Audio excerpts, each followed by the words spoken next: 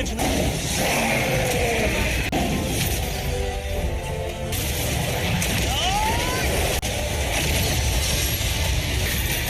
都是简单的。 Hola semuanya, bagaimana nih kabar kalian? Semoga kalian dalam keadaan baik-baik saja, sehat selalu, serta dilancarkan rezekinya ya guys. Amin. Pada kesempatan kali ini kita akan melanjutkan Tonghua dari Renegade Immortal, tepatnya untuklah episode terbaru. Untuk di episode sebelumnya ya, kita melihat Wang Lin bertemu dengan para manusia biasa dan dia merasa begitu sangatlah iba. Dan karena keibaannya inilah membuat dia memiliki ide untuk membangkitkan sekte pemurnian jiwa. Ya, spoiler dikit lah ya, yang nantinya kalau Wang Lin akanlah membuat mereka menjadi lebih kuat. Dan sekte pemurnian jiwa akan memiliki banyak sekali anggota guys. Kalau begitu langsung saja kita masuk ke dalam ceritanya. Sesingkatnya, 3 bulan telah berlalu. Untuk sang ketua desa begitu sangatlah khawatir apa yang terjadi kepada Tuan Abadi. Maksudnya Wang Lin ya, karena dia sama sekali tidaklah keluar dari pengasingannya.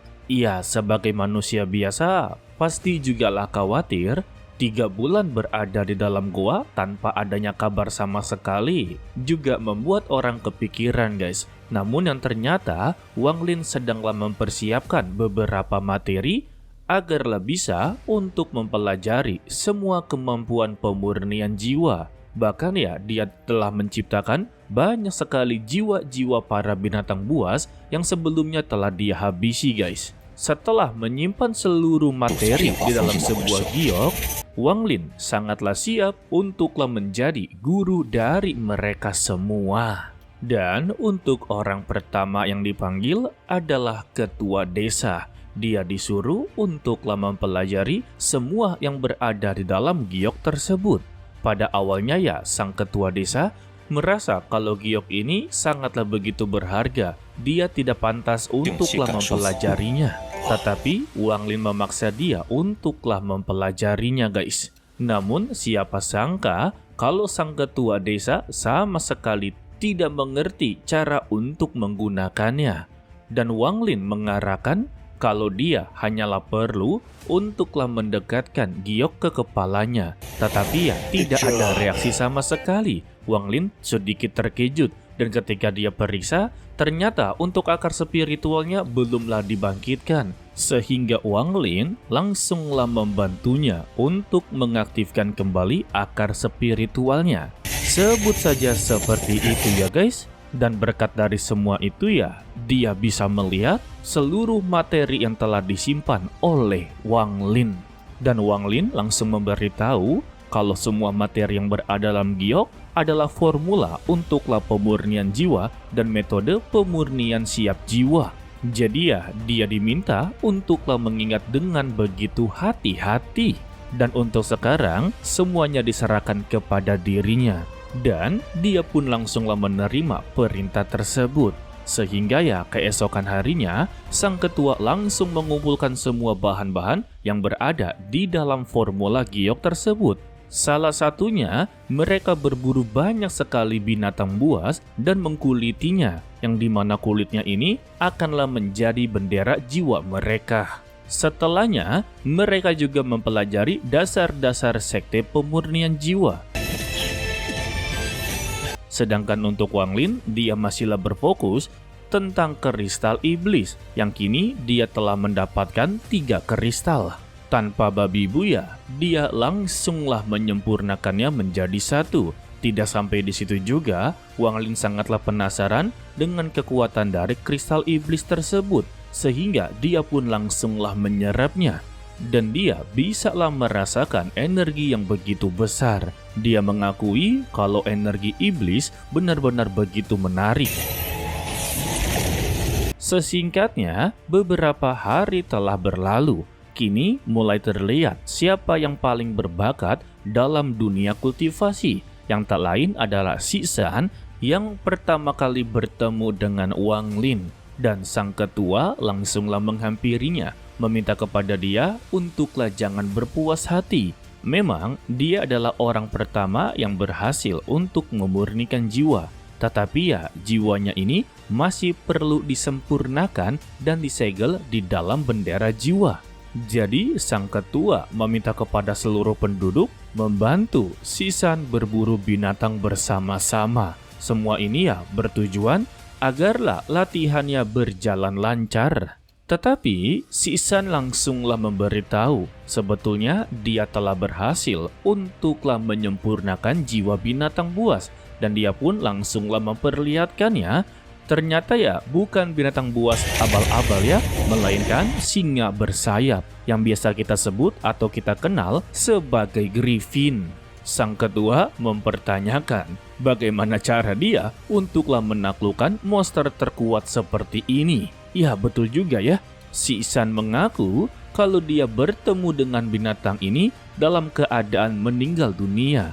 Jadi ya daripada jiwanya disia-siakan, maka dia langsunglah memasukkan jiwa singa ini ke dalam bendera jiwa. Dan ternyata dia belum sama sekali untuklah menyempurnakannya guys. Entah ini disebut sebagai keberuntungan atau tidak, karena dia masih perlu untuklah menyempurnakannya.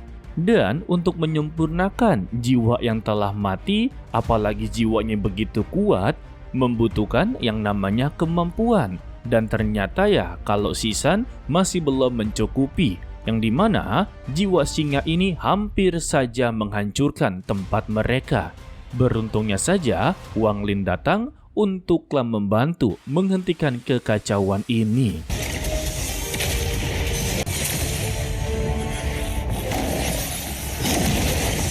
Untuk Sisan, dia pun langsunglah bersujud dan meminta maaf serta berterima kasih karena telah menyelamatkan hidupnya dan mengatasi kekacauan ini. Beruntungnya, Wang Lin tidaklah mempermasalahkannya. Dia hanya menasehati, meskipun dia mendapati jiwa yang begitu kuat, tetapi ya kultivasinya haruslah diimbangi. Karena dia berhasil untuklah mengeluarkannya, belum tentu bisa untuk menarik kembali jiwa tersebut. Jika kultivasinya tidaklah mumpuni ataupun mengimbanginya, maka dia akan terkena serangan balik. Wow, bener juga sih. Dan berkat dari semua ini, Wang Lin tertarik bakat milik dari Sisan. Karena dia adalah satu-satunya orang yang berhasil untuklah memurnikan jiwa. Dan Wang Lin memiliki sebuah rencana baik untuklah Sisan di masa depan mendatang. Keesokan harinya, sang ketua dan Sisan melaporkan kalau hanya mereka berdua sajalah yang telah memiliki kekuatan pemurnian jiwa atau bendera jiwa utama. Ya intinya berhasil menjadi kultivator lah. Tetapi bagi yang mereka belum berhasil, mereka tetaplah berlatih dengan begitu tekun. Intinya mereka tidak mau mengecewakan Wang Lin. Namun ya kekhawatiran dari sang ketua dan juga Sisan tentang kejadian pada malam hari sebelumnya, yaitu roh jahat yang akan menyerang desa mereka untuk mengambil sumber daya. Mengandalkan mereka berdua ya itu juga tidak akanlah cukup. Dan ketua desa mempunyai sebuah saran ataupun ide untuklah merekrut beberapa manusia yang inginlah menjadi bagian dari mereka. Dan Wang Lin menjawab dengan begitu tenang kalau formula pemurnian jiwa berada di dalam dirinya. Dia bebas untuklah bertindak. Mendengar ini, mereka langsung memberikan hormat. Jadi ya mereka tahu apa yang harus dilakukan untuklah menambah kekuatan mereka. Sehingga Sisan dan ketua desa langsunglah menyerang beberapa desa yang telah dikuasai oleh beberapa sekte besar.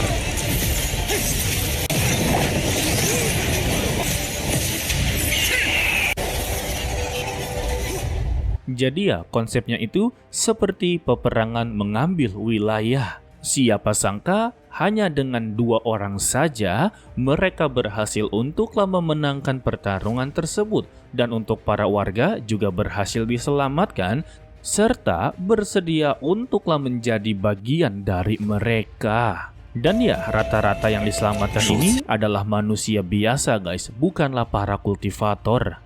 Tidak sampai di situ juga, Xisan membuat Wang Lin sangatlah bangga kepadanya karena dia menemukan kristal iblis. Jadi ya, sebagai tanda hadiahnya, Wang Lin memberikan sebuah giok yang berisikan formula pemurnian jiwa juga guys. Serta diberikan nasihat kalau dia haruslah rajin-rajin berlatih dan jangan memberitahu kemampuan kepada orang yang tak dikenal. Dan sesingkatnya, sudah banyak sekali para penduduk yang berhasil menjadi kultivator pemurnian jiwa. Dan mereka memutuskan untuklah berburu, serta menyelamatkan para warga yang telah menjadi tahanan para sekte iblis jahat. Karena ya, untuk tempat ini telah dikuasai oleh 9 kaisar iblis kuno. Dan mereka ya membutuhkan para manusia biasa untuklah diserap energinya. Begitu ya guys. Dan sesingkatnya 3 bulan telah berlalu, Xisan pulang kembali tanpa membawa timnya, serta keadaannya sungguh terluka parah. Ketika diperiksa oleh Wang Lin, ternyata ya semua titik meridiannya telah terputus. Tetapi ya sama Wang Lin berhasil untuklah diperbaiki. Dan Xisan langsunglah tersadarkan, dia pun langsung menceritakan apa yang sebenarnya terjadi kepada timnya. Kalau tim mereka yang sedanglah berburu binatang buas malah diserang oleh suku besar yang bernama Tian Sui. Hal ini ya membuat seluruh rekannya meninggal dunia dan hanya menyisakan dirinya seorang. Tidak sampai di situ, bendera jiwanya juga telah diambil alih dan dia memberitahu ciri-cirinya adalah pria tua dengan memakai baju putih dan berwarna biru. Serta untuk pria tua tersebut malah menantang guru dari Xisan, mengatakan jika dia masih menginginkan bendera jiwa, maka datanglah kepada dirinya di kota Tiansui. Hai, ini mah namanya salah besar ya, malah menantang Wang Lin dia. Mendengar ini, Wang Lin langsunglah bergerak menuju suku Tiansui untuklah mengambil bendera jiwa serta memberikan pelajaran kepada mereka. Sebelum itu ya, ketua desa meminta berhati-hati karena suku Tiansui adalah suku paling terkuat di luar kota Tianyao. Bahkan ya, mereka ini memiliki formasi kuno yang sama sekali tidak bisa digoyahkan oleh siapapun. Bahkan ya, sampai sekarang ini formasi kunonya masihlah aktif. Tetapi Wang Lin membalasnya, siapapun yang menyakiti muridnya, maka dia akanlah menerima akibatnya. Sementara itu, di suku Tiansui, ketua suku yang memiliki nama sebagai Xie Hou dan jenderal yang memiliki nama sebagai Zheng Wei, mereka membahas tentang bendera jiwa. Di sini mereka mulai tertarik karena bendera jiwa ini menyimpan banyak sekali jiwa yang nantinya bisa digunakan sebagai alat pertarungan. Dan mereka pun memiliki niat jahat untuklah pergi ke lembah kecil tersebut untuklah menghabisi seluruh para penduduk untuk mengambil bendera jiwa guys. Beruntungnya Xie Hou sebagai ketua suku memiliki pikiran yang begitu rasional. Untuk pergi ke lembah tersebut ya, bisa saja mereka akan mendapati resiko yang begitu banyak. Sebab mereka masihlah belum tahu siapa di balik bendera jiwa ini. Jika itu adalah orang kuat, maka merekalah yang akan dirugikan. Betul sekali bang. Tetapi Zheng Wei berbicara dengan nada merendahkan kalau mereka hanyalah sekumpulan kecil saja. Dibandingkan dengan suku Tiansui tidak ada apa-apanya. Karena mereka masih mempunyai formasi kuno. Jika terjadi apa-apa ya, mereka hanya perlu untuk kembali pulang dan musuhnya tidak akan bisa berbuat apa-apa. Wah, tetapi secara tiba-tiba terjadinya sebuah getaran yang begitu kuat. Ternyata mereka telah kedatangan dari Wang Lin yang mencoba untuklah menghancurkan formasi kuno. Dan Wang Lin memberikan peringatan terakhir, berikan kembali bendera jiwa atau menerima konsekuensinya. Zheng Wei langsunglah mengakui kalau dialah yang mengambil bendera jiwa, tetapi dia tidak akanlah mengembalikannya. Waduh, malah menantang dia. Sehingga Wang Lin langsunglah mengeluarkan kapak leluhur raksasa guys. Wadidaw. Untuk serangan pertama dan kedua masih belum berhasil menghancurkan formasi kuno. Hal ini ditertawakan oleh Zheng Wei, mau dia berulang kali menyerangnya, tetap tidak akanlah berhasil.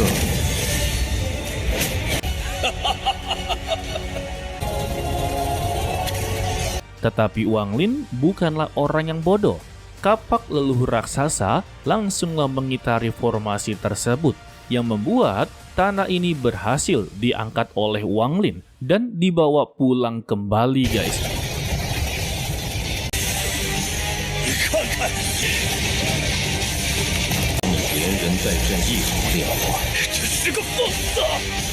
Dia tujuan dari Wang Lin untuklah memperlihatkan kepada seluruh para muridnya kalau dia akanlah menghancurkan formasi kuno ini, meskipun ya membutuhkan waktu yang cukup lama. Lalu, Wang Lin mengeluarkan beberapa jiwa leluhur untuklah menghancurkan formasi kuno. Benar saja dugaan dari Wang Lin kalau serangan tersebut berefek, yang membuat seluruh para warga suku Tianshu yang berada di dalam mengalami pusing-pusing.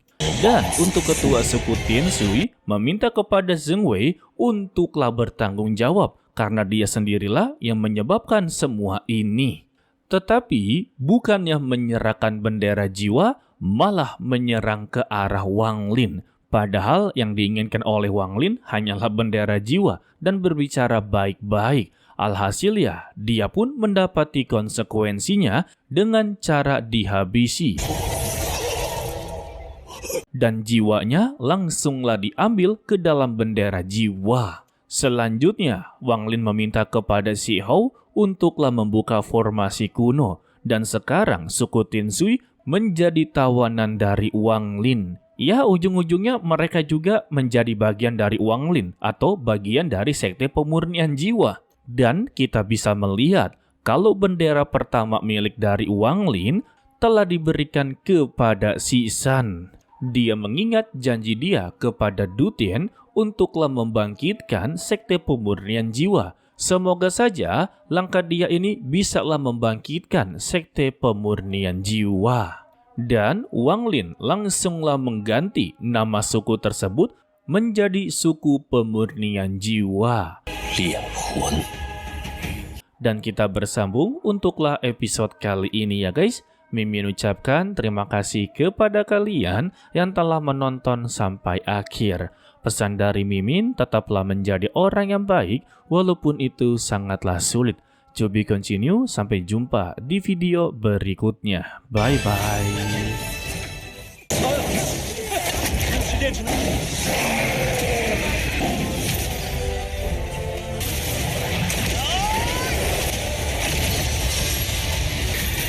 都是简单的。